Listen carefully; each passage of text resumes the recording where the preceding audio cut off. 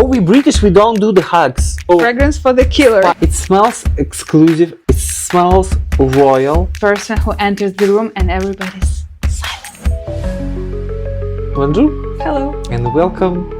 We are thrilled to spend $1,200 just for this video because we need to open one bottle just to showcase it for you. Oh, even Not two. actually. Or it's 1,200? Yeah. Because it's 200 ml. Yeah. Guys, Yeah. I feel so Yeah. worried. The topic of the day is the most expensive and high-end fragrances on the market today. We tried to find the most expensive. It's definitely not the all what market can give us in terms of the price. Yes, because nowadays the perfumery is like an art. Yeah. So it's you decide how much does it cost. Yeah. Before we start, do not forget to subscribe, like, comment. And we're going to start from the first one, right? Yeah. Do you Which know one would it those? be? Actually, if we are ranking them by the price, the first one should be the one from Les Indémodables. So Yep. it's Vanille Havane, Cœur de Oud.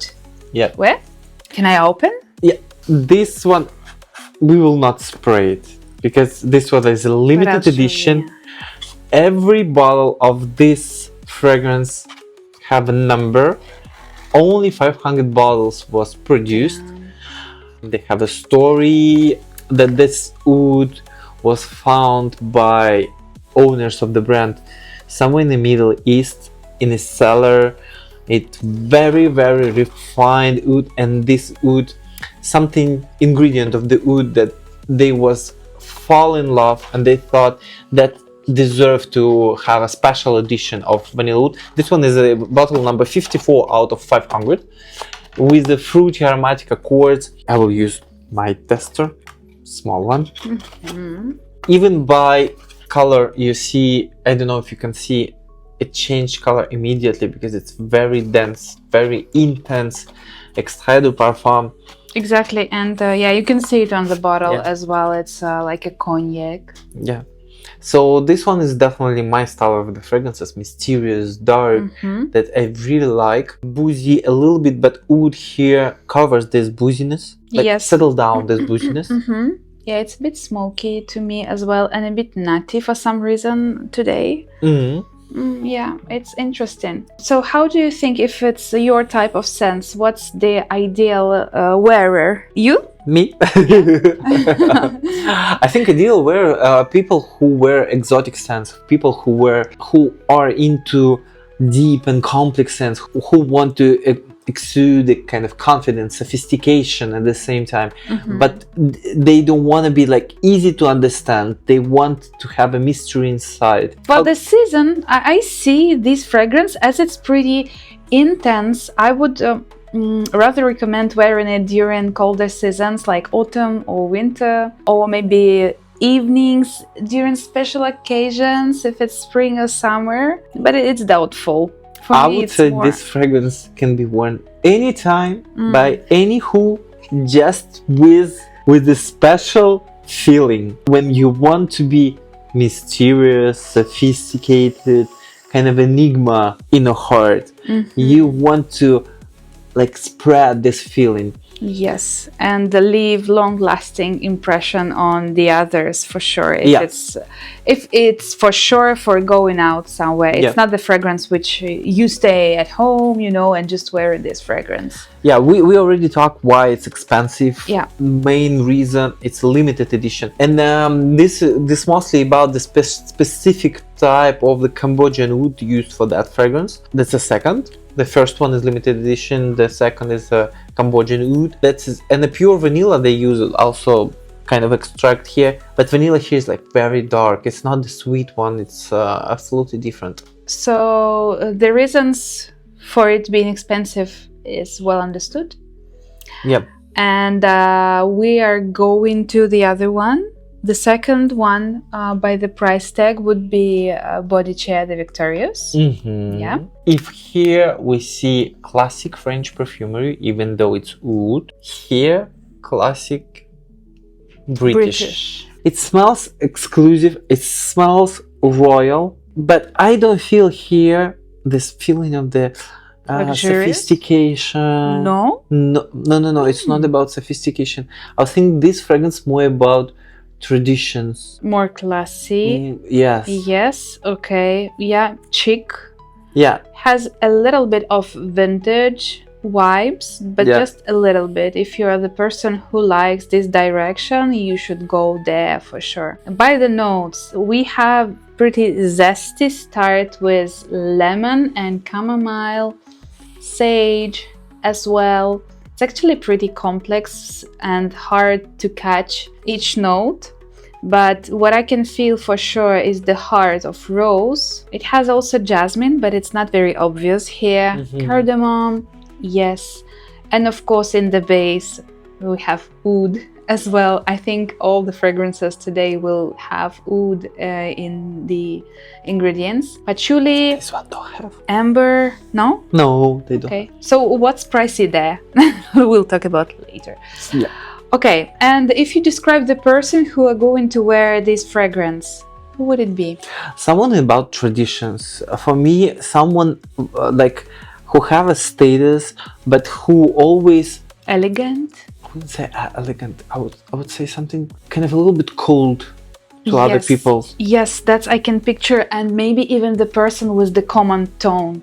You know, this person who enters the room and everybody's silent. Yeah. Like very respectful, very powerful. I just recently watched some kind of movie, and there was about family who live in US and they visit the grandma in UK, and the grandma said, "Oh, we British, we don't do the hugs." When they try to hug her, like, I love you, but I'm British, I don't do the hugs. Yeah, I think that is perfect.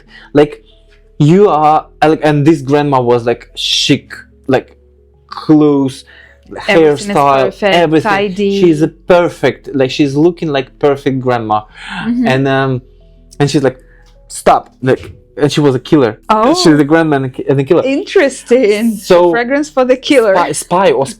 I think it's spy. So here I can feel that feeling for sure. So let's pick why it's so expensive. The first thing first. Again. Yeah. Yeah, of course. Oud.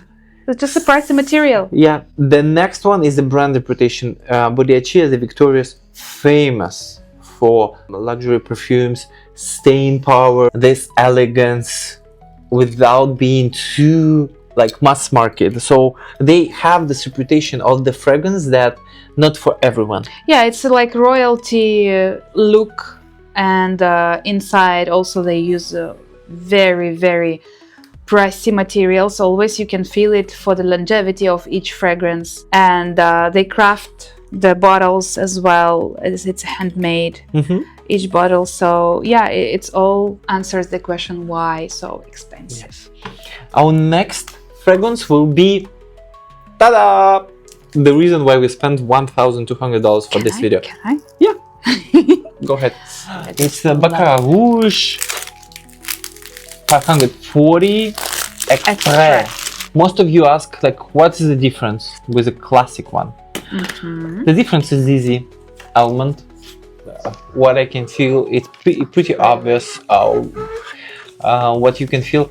There will be the woody notes as well here, but with woody notes, and like the main one ingredients is a jasmine, it's a musk, it's an ambergris. And here, why this fragrance is so different for many people is ambergris, because people smell it in a different way. It always leaves a trace of something very luxurious, very attractive to other people.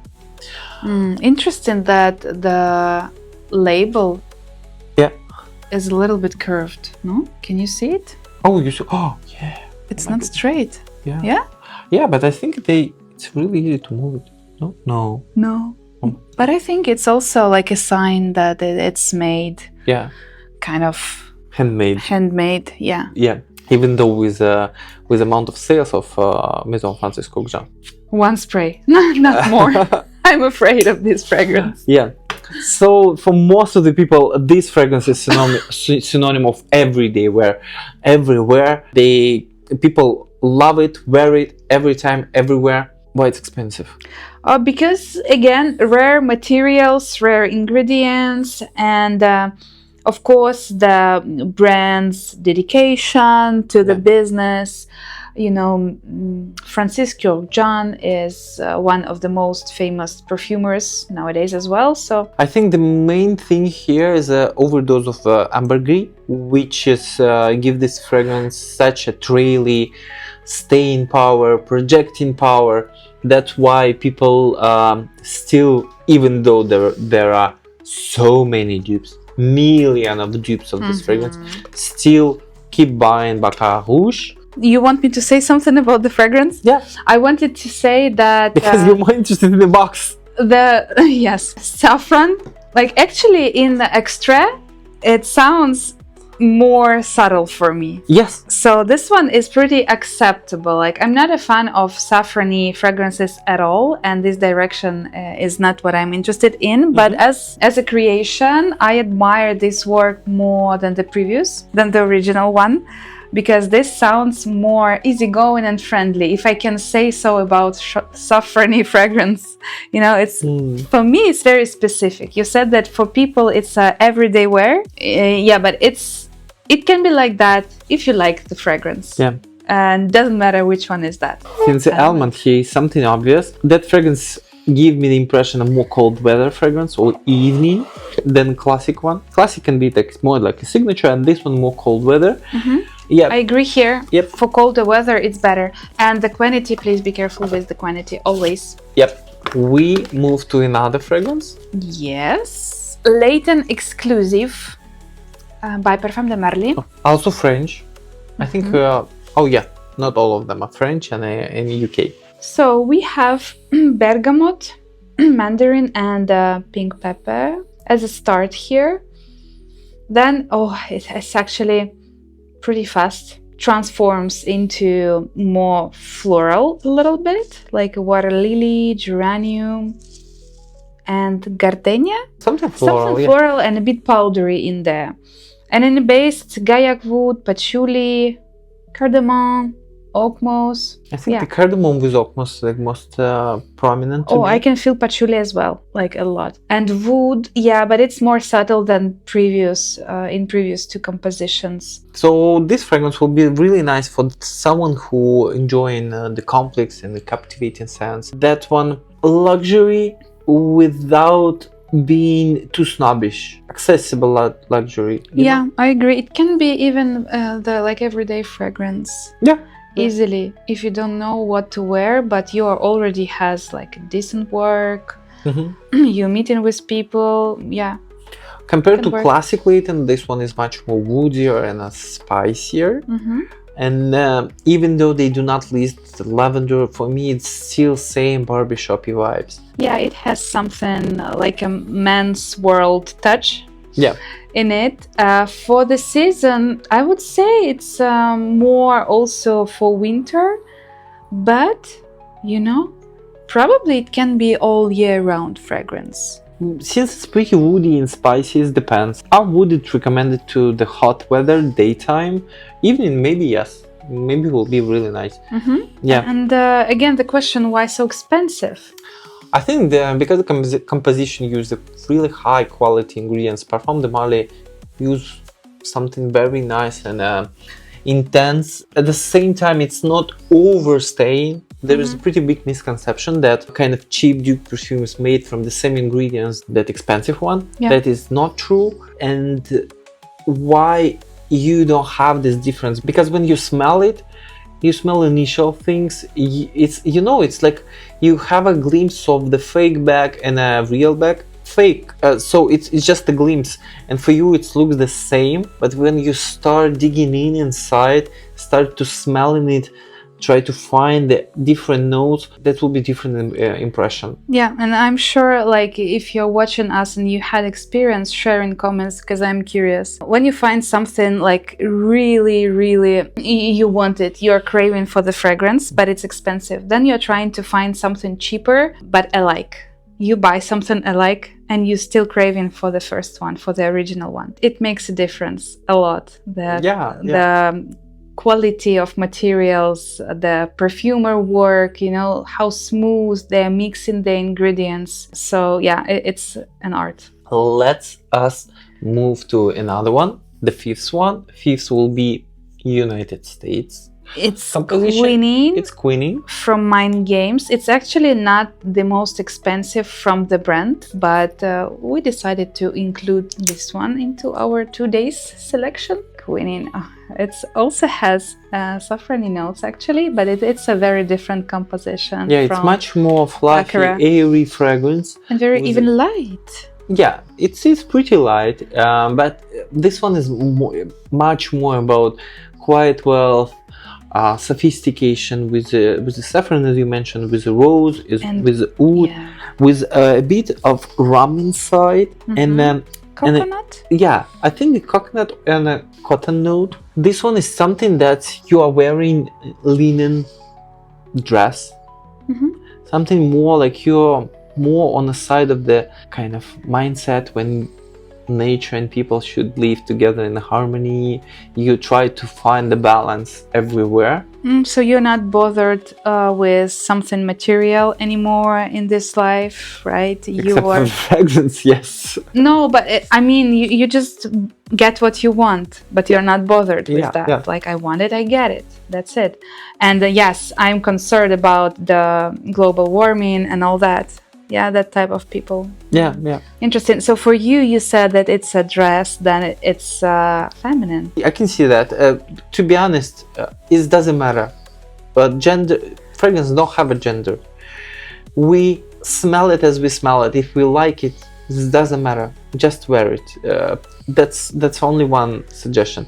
I can picture this as a linen dress, as a person wearing a linen dress and just somewhere on a tropical island. That's how I smell it. This doesn't mean it have a gender. It's just maybe second person will smell it in a different way. Yeah.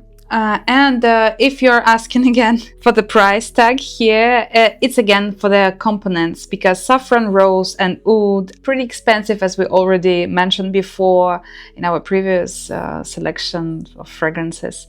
But I think here's something else involved. Firstly, this the way where the brand want to market their products. They don't want to make it accessible for everyone. They just mention it with the price, that it's kind of exclusivity, not for everyone. Sometimes brands do that as well. Like, you all know with Rouge? With the Birkin bag. Oh. They can produce more of these bags, so they will satisfy supply, but they intentionally put the higher price, limited volume, because it makes the product exclusive in the people's mind. So here I think it's pretty same marketing catch, even though the perfume is really good. We move to the last one, and this one is a last fragrance of 2024, really popular, Estrella de la Mañana. Yes, and also your bestie. What? Yeah, I like this. Also my style of the fragrances: dark, heavy, intense, mysterious. Yeah, it actually resembles with the first one, I think, with vanilla. No, this one is much more approachable for me. That one is much more playful and approachable compared to Vanille Havane. Yeah, but I mean the oudy part for me is something which is similar here and in the first fragrance from Les Indémodables. Okay, so what's here? It's a bit of florals in the beginning, like ylang. In the base, it's vanilla. It has cacao as well. This one is something on a style when you want to exude kind of charm, more mass appealing. Same time, this charm that you have kind of dress that cover you fully, but you are playful with your eyes. You just giving the people this feeling that you are open to speak with them about like flirting. Interesting. So you find it more playful, more closer to the people. Yeah, it have a chocolatey aspect. It have a smooth and smoky aspect.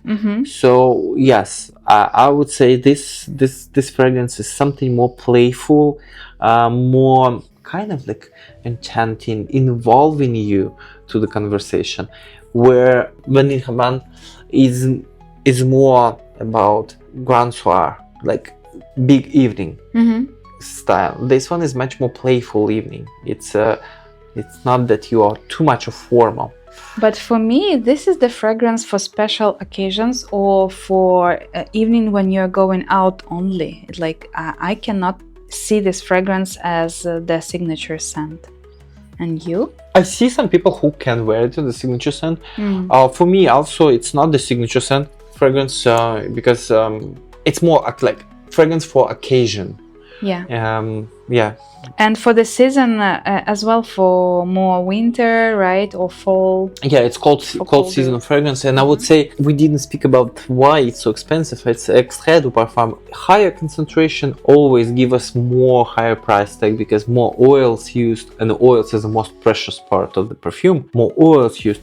Also, Stella not Stella de la Vanille, always committed to very high quality ingredients, and they are trying to do whatever they can to put the price as low as possible. Yeah, that's why it's the last fragrance we have, so it's the cheapest out of the selection. It's still expensive fragrance, still on a kind of pinnacle of the perfumery, complex, dark, but much more on affordable side, even though it's pricey as well. Yeah, and it's pricey because again it has oud and all the components, which makes it really, really luxurious and pricey. Yeah, we hope this guide help you to navigate through the fragrances, luxurious and expensive fragrances, and help you to find or discover something new for yourself or for someone else, or just visit the store to try if you are in Montreal. I'll be also curious to know your most expensive fragrances in your collection, or maybe something you want to buy, what's in your wish list, but out of really, really pricey ones. Yeah, that's interesting to know. Thank you for watching us, and see you next time. À bientôt. Bye.